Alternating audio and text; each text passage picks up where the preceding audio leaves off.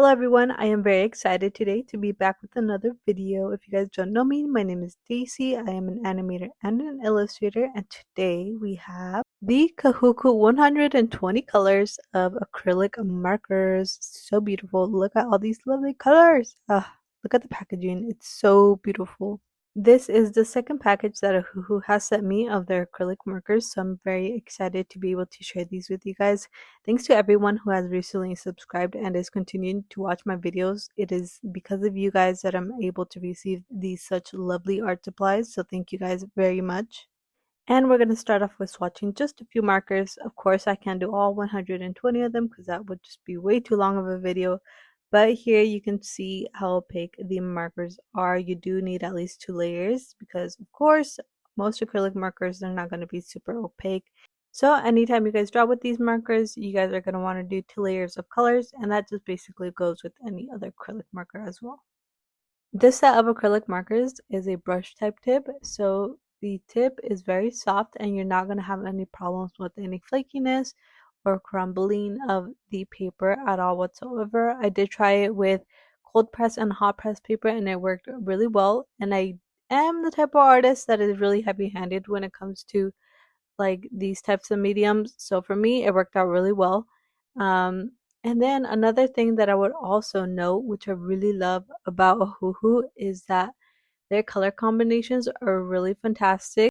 And I always find that the cap of the marker matches really well with the color that you are getting, and swatch cards aren't really necessary.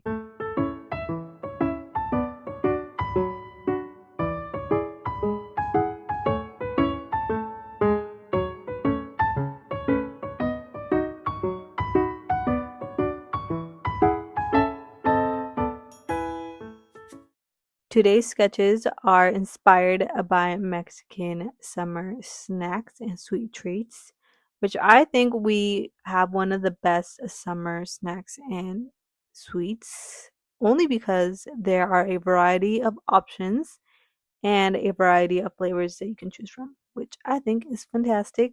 There are some that are on the sweet side, and there are also some that are on the spicy side, some of them that are on the savory side. So like I said, there's a variety of options depending on your taste. This first sketch that I'm doing, it is a bear strawberry milk popsicle. It sounds very strange if you never tasted it, but it is delicious. And there's 2 sets of popsicles that you can find at the palateria or at your local Mexican ice cream shop. And it's going to be the ones that are made with water and the ones that are made with milk or condensed milk. There are also a variety of drinks that you could possibly find there too that are made with either water or condensed milk as well. I really enjoy strawberry flavors and watermelon flavors. Oh, and especially mango flavors with like anything spicy on it. I really love it. One of my favorites. But anyways, the strawberry ones are probably the most popular just because, I don't know, a lot of people like strawberries, so they're going to be the most popular ones there.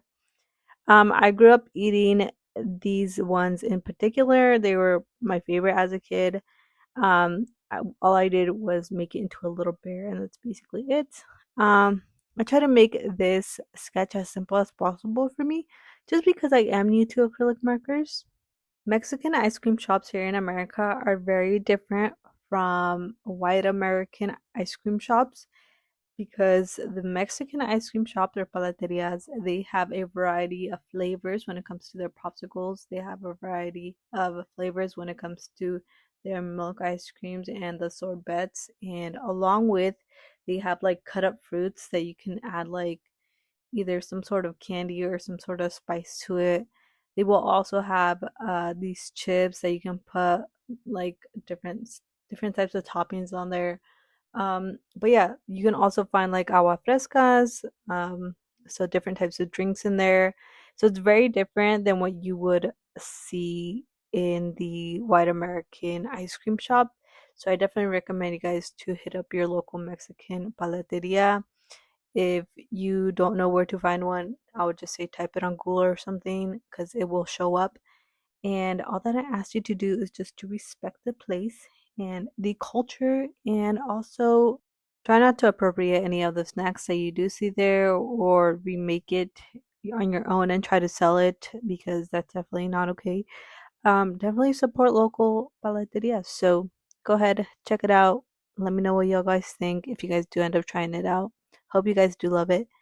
Anyways, let's continue with this sketch. For this one, like I said, another one of my favorite flavors are mangoes.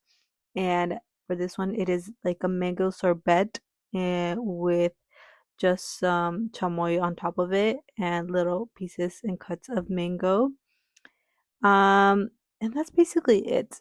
Not much to it, but it's really delicious. It's really good. You will sometimes see that they add like gummy bears or some sour candies on there because it just tastes really good. And yeah, it's all made of real fruit. So that's another great thing about paleterias is that they will always use real fruit and ingredients. After I was done with the sketch, I had another idea of creating something similar like these sketches, but maybe with watercolors instead. But I would love to illustrate like a series of Mexican summer snacks, possibly into like a stationary stickers or just singular stickers themselves. But I'm still definitely debating on that. But we will see on what I end up making. There's a lot of new things that I'm working on. Obviously, you guys haven't seen anything, and I do plan on just taking a 1 month break. So you guys, I think by the end of this video, you guys won't see me for I think like 2 weeks, just because I really want to revamp my whole YouTube page, my Instagram, and my TikTok again.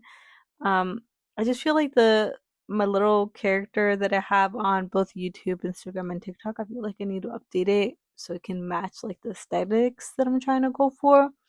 I know definitely my YouTube has gone through like multiple changes of like the banner and stuff, but I still haven't found one that I actually really like, and I feel like that fits the aesthetic that I'm trying to go for. So that's why I'm not gonna be here on YouTube for a bit and on social media for a bit, just because I'm gonna try to revamp everything and update everything. And I also want to update like the way that I do my videos as well. Definitely want it to be more aesthetic for you guys and more joyful for you guys to watch. So yeah, we're gonna change things up for next month, but we'll see when the next video comes out. I have been doing quite a bit of talking, so I'm gonna leave you guys here for just a bit and then I will be back.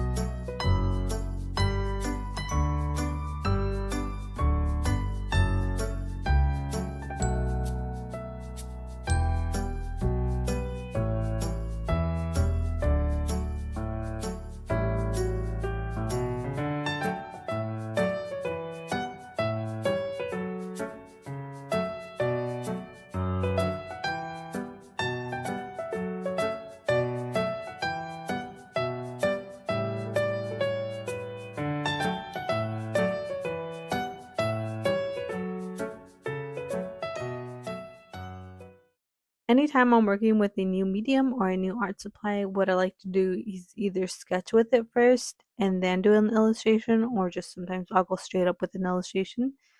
And then that way I can actually note whether or not like I need to make a shift in my illustration style or just my style overall, and just overall how to use that specific medium itself and the limits that it does have and weigh the pros and cons of it.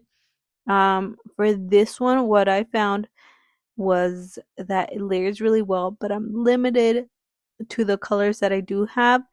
And I noticed that I used a lot of pastels, and I don't really use a lot of colors that have gray or like a blue tint to it. So for these markers, I noticed that they do have like that gray tint to it. I don't know if you guys can tell in the camera, but that's something that I noticed that I had to sort of shift my color schemes a bit because usually I don't normally use these types of colors. But I still think I did a pretty good job with the colors that I did have. I do think this set would probably be best for somebody who likes to use really saturated colors and somebody who uses a lot of grays in their colors. For me, this is definitely not my color palette. I would say some of the colors I do really love in this set, but others I don't think I will probably use that much. Um, because again, my color palette, I tend to stick with like pastels when it comes to my illustration, and I also like my either the tint to be sort of yellow or to be sort of like this blue when it comes to my shadows, and obviously for the lights I like it to be in more the yellow. um but yeah, that's about it. I don't know, I mean, I was still able to use this set even though it's really not my color palette, but I still enjoyed it overall. When I was drawing the waffle cone, that's where you can tell the abilities that these acrylic markers do have. And that is the point of that tip brush marker, is that you can really get in there and create some fine details. I would say you are limited to really, really tiny details, but you can definitely do some detailing. And you could also go over the colors again and again if you wish to do so. If you made a mistake, you can go over it with the original color and you can fix your mistakes. So I think that's one thing that I like about using acrylic markers, is that you can always go back and, redo things. With acrylic markers, you do sort of have to have some techniques here when it comes to like trying to make a gradient. You have to switch between those two different colors that you are trying to make a gradient with while the paint is still wet, just because these markers do dry really quickly, which I love. I love that they dry really fast. And yeah, you're able to do some gradients. You're also able to either make colors darker just by adding a little bit of a darker color to it, or make colors lighter and just by adding a lighter color when the paint is still wet. So there are some techniques that you do have to learn when it comes to drawing with the acrylic markers, but I would say there's like not that many techniques to use. And there's not so much of a learning curve. I would say it may take you just a couple of tries, and I'm sure you guys will get it down with um, sort of adapting to that new medium. For me, though, it did take a little bit longer. When it comes to my style, it's very particular because I do use a lot of watercolors. Um, and I love that look of like that old school children's book type of style. So this style for me is still very new. And still something that I'm getting used to, but I am enjoying it so far.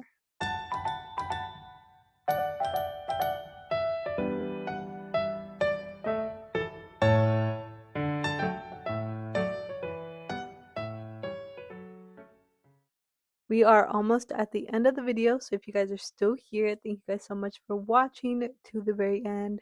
Really appreciate you guys. And if you guys want to subscribe, you guys can, or you guys can comment something down below. Just make sure to be kind down there in the comments. You guys can also like the video if you guys wish to do so. And if you guys want to check out more of Ohuhu's products, or specifically these markers, you guys can go ahead and check out their website. I will leave a link down below. You can also find more products on their Amazon page. And that is it for today's video. I hope you guys enjoyed it, and I will see you guys next month. Bye everyone. Thank you guys.